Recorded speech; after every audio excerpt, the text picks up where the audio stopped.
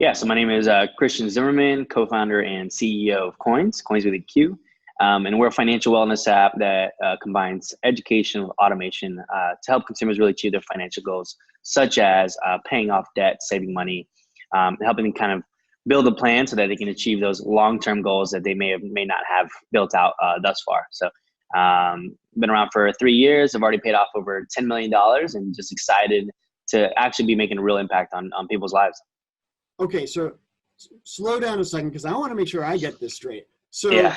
doing my own little initial investigation, hey, what does Crunchbase say about Qoins? It says $20,000 of investment money. And whether or not that's accurate, I'll leave that to you to decide. But that's what Crunchbase says. And then you just said paid off how much money in people's debts? So it'll be right at $10 million by the end of this month. That's amazing. Okay, so that's amazing. So tell me more about how that works. Yeah, so the Crunchbase part, right? That's investment. So today we've actually raised just under $1 million, so $750,000 total from angel investors.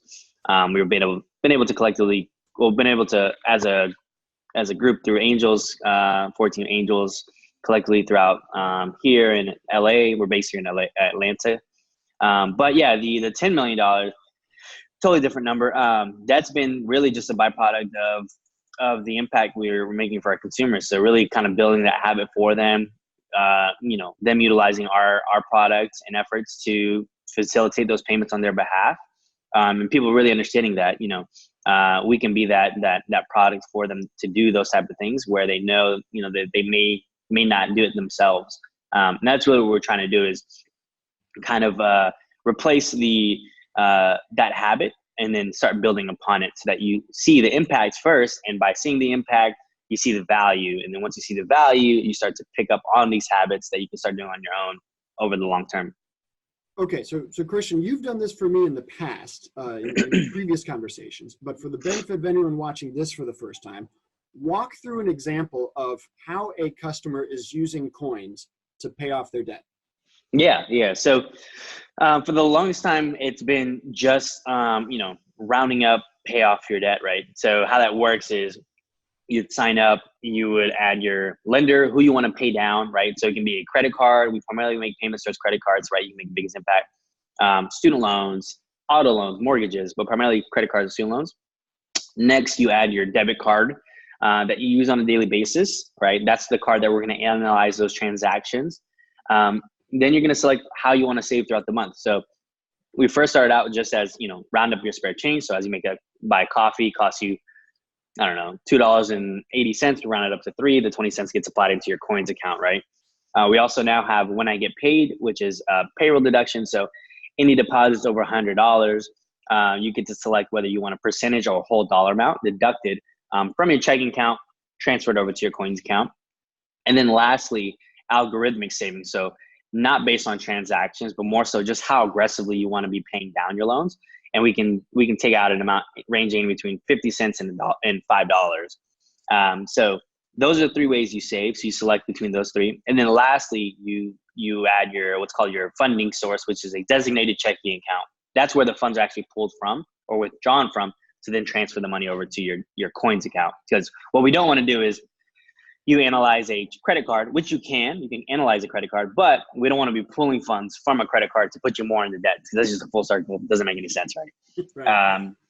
So that's been like the main premise of the product, right? So those funds are moved into your Qoins account throughout the month. And then once per month, we're facilitating those funds as an additional payment towards your loans. And so average savings is between $50 to $100. But with the when I get paid feature, that's actually starting to, I think 3-4x that amount.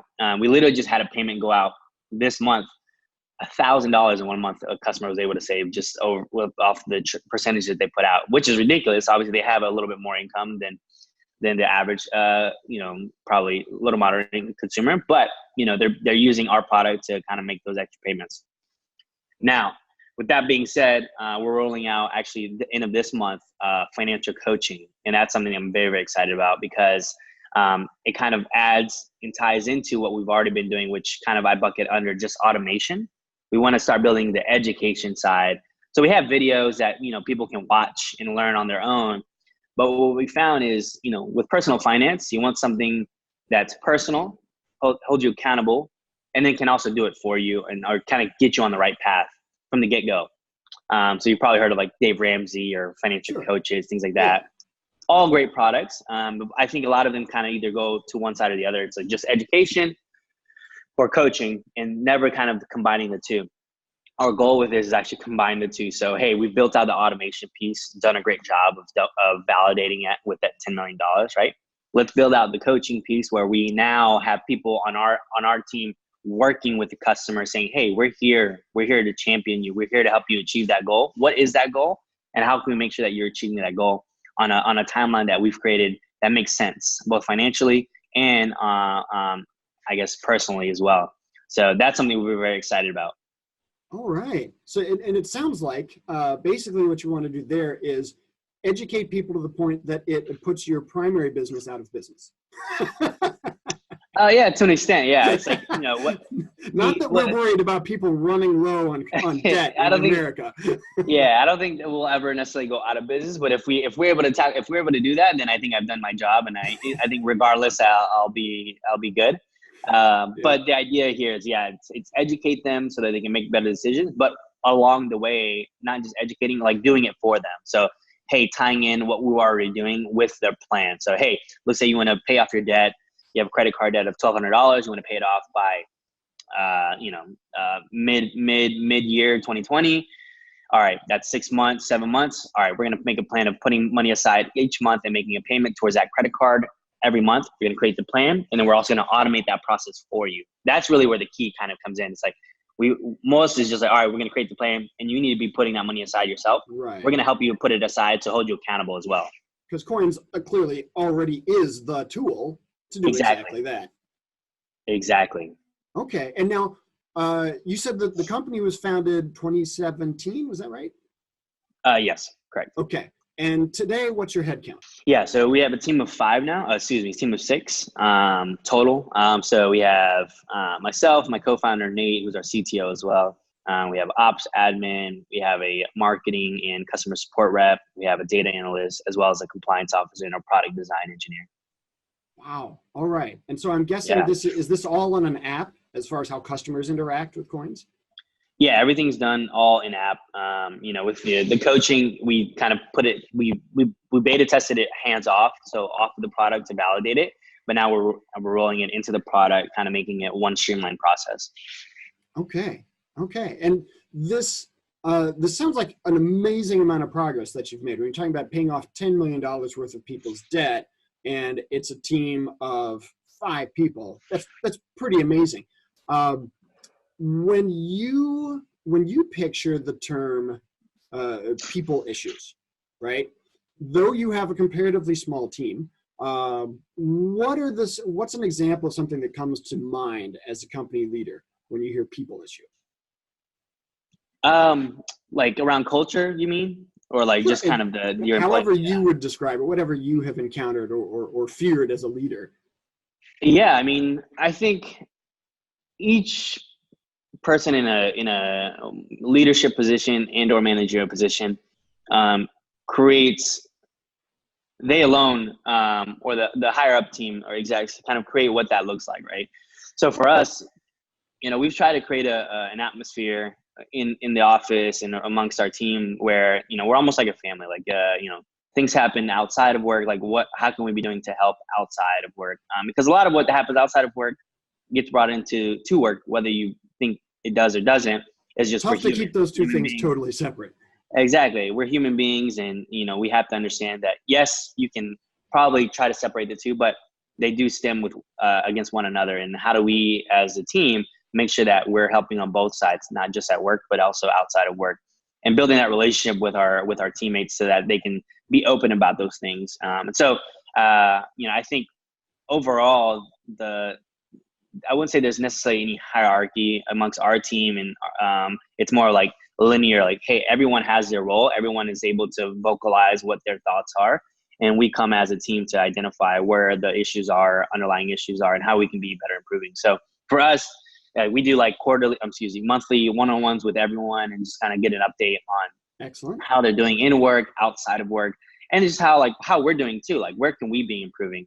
Because I think my biggest conviction is always understanding where I can be getting better, so that I can be getting better, not just for myself, but for my team as well. Because if I'm not improving, why should anyone else, right?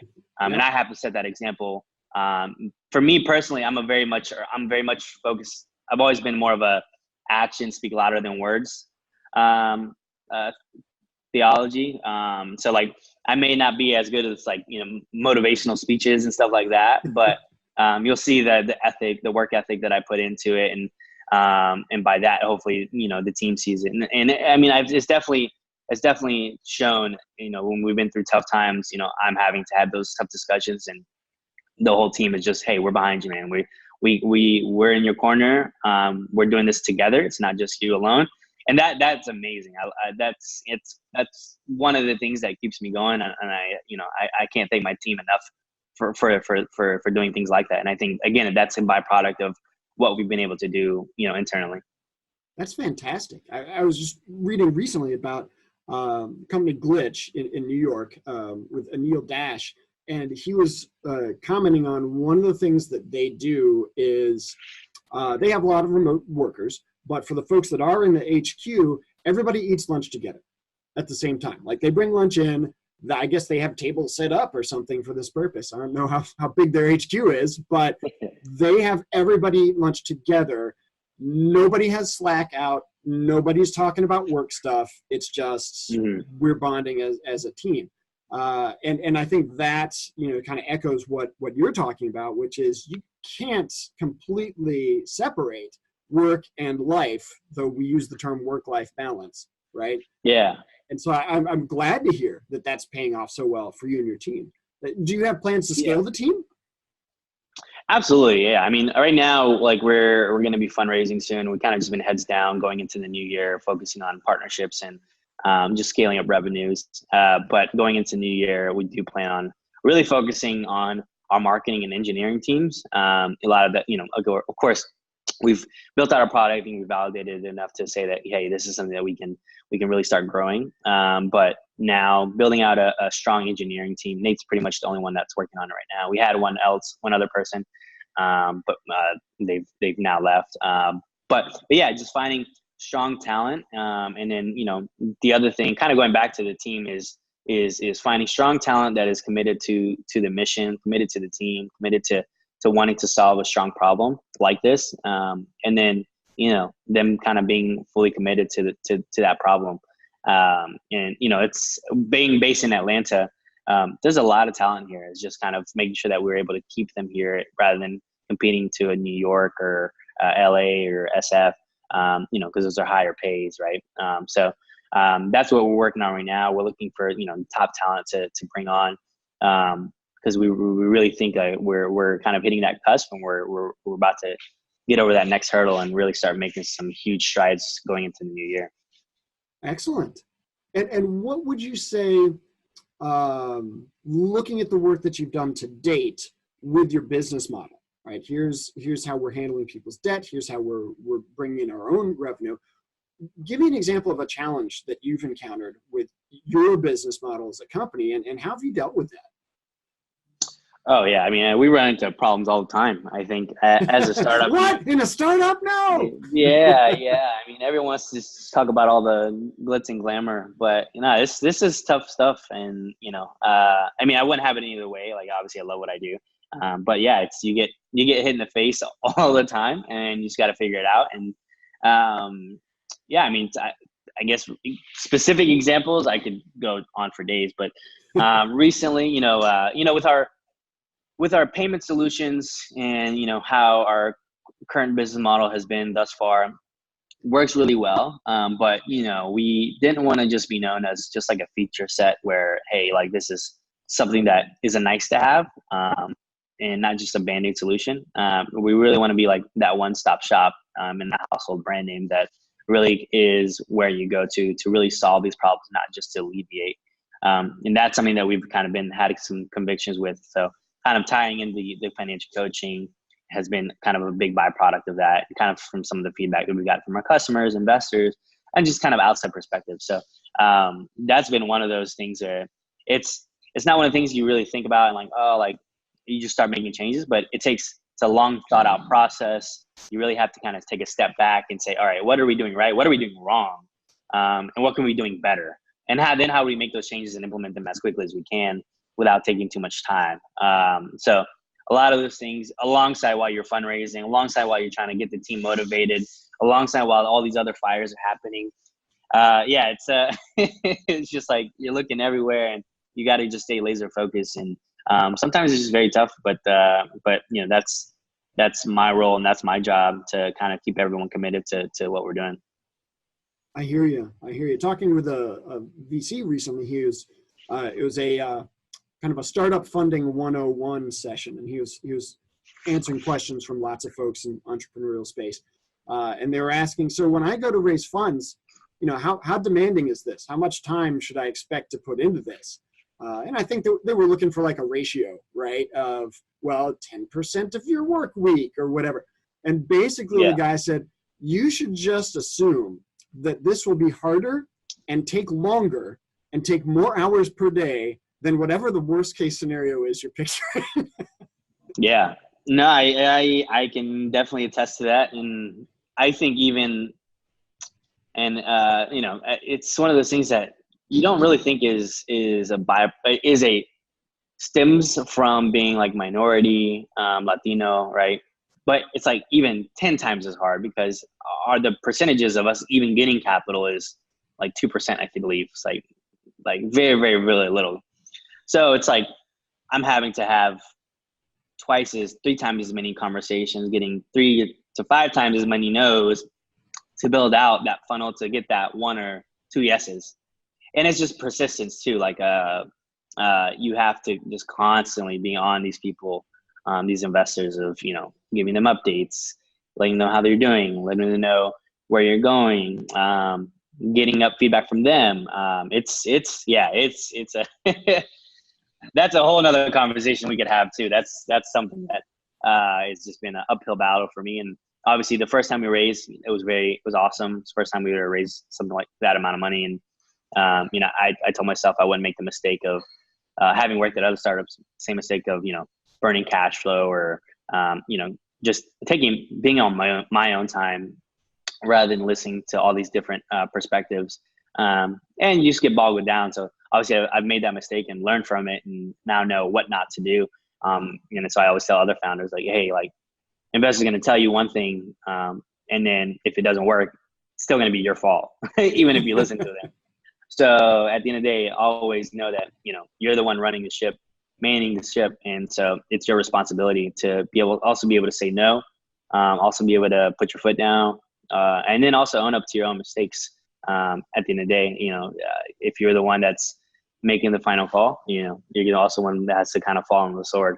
And you have to be okay with that and have to be able to own up to it and to be able to show that to the team as well, because I think the team as a whole respects that, because, you know, it's not easy. And a lot of what a CEO or founder does when they're raising capital is very much not equivalent to like, hey, I did this today and this is what I got. These were my results. The results are kind of over a longer period of time. So it may feel like you're not getting results and it's almost, it kind of can put you down. But it's one of those things that you keep pushing, you keep telling the team, we're going to get this. You keep trying to motivate even when you feel like you can't, there's not much you can be relaying. But you know, it's just one of those things. So. Yeah, that's got to be super challenging as when you're thinking about it from the team's perspective, right? They're over here clearly getting stuff done day in, day out. And then look over here, what's Christian doing? Oh, he's having more meetings. Oh, whatever, right? He's on more calls, right? And all you can do is say, listen, this will pay off. This is getting us progress towards a bigger goal. It's not going to be measured in, I got 2% of that goal done today, but you just got to believe, right? Yeah. Now there's other, like, you know, I have one of my mentors and advisors that, you know, he's helped with like, hey, like, let's actually create like metrics so that we can be kind of like showing kind of some results throughout the process. So like, How many people are you meeting with on a daily basis? What's your like key metrics that you're trying to hit? Or I'm trying to meet with like 10 people on a daily basis. All right. How are you then going to source 10 people to meet with? How are you kind of keeping that top of the funnel busy so that you can set the meetings on a daily basis? And then how are you following up? How are you kind of keeping them in the know? So those type of things you can actually keep track of. And that's definitely helped out a lot. But then, obviously just knowing that, most of those meetings probably are still going to end up with a no, and then just trying to streamline that process or improve that process so that you get to that no faster or you get to that yes quicker. Right. Well, it's like keeping any other funnel, right? Sales funnel, recruiting, right? Any of those pipelines, a lot of that's going to be a numbers game. And so you can develop some metrics around that. They could probably be pretty demoralizing at times when it's on the fundraising side, when it's hundreds and hundreds of calls and meetings to get a yes. But that is something that can be measured, which probably benefits your sanity as much as it does the rest of the team. It definitely helps me feel a little bit better, because it's when I was just doing meetings and I wouldn't necessarily track it down, I started writing it down what I was doing. I was like, okay, like I am doing it a lot. It's just the results aren't going to show today. And so I just have to know that and remind myself that yes, I've been through this before. Those results will come. And when they come, obviously you're going to feel good about it. And then the team will know that, this is what he's been working for, for the team. But it can definitely be demoralizing. It's so tough. Probably definitely one of the hardest things I've ever done. But again, I wouldn't have it any other way. And, when founders tell you that it is very tough, it is very, very hard. They aren't lying. Got it. No. So what's, in the interest of your time, what's one thing that you would want to share with people, either about Qoins or about your own experience as a founder, that we haven't touched on?